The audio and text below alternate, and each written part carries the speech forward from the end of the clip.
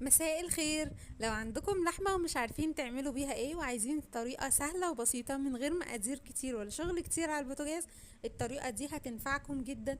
وصفة سهلة جدا ومقادير بسيطة بس، هي بمكونين اتنين. لو عندك لحمة وعندك بصل، يلا بينا نشوف الطريقة والمقادير بتاعتنا. ولو اول مرة تشوفيني، انا اسمي عفاف.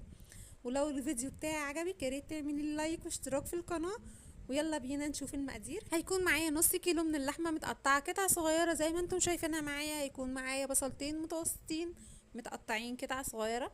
هنيجي بقى على النار، هنحط في الطاسة بتاعتنا، هنحط فيها سمنة، وهنسيب السمنة بتاعتنا لحد ما تسخن. وبعد كده هنبتدي ننزل باللحمة قطعة قطعة زي ما انتم شايفين. المهم اللحمة بتاعتنا تبقى في الأرضية بتاعت الطاسة أو الحلة. وبعد كده هنبتدي نقلبهم كده. هنفضل نتابع اللحمة لحد ما اللحمة بتاعتنا تحمر زي ما انتم شايفين معايا. هبتدي بعد كده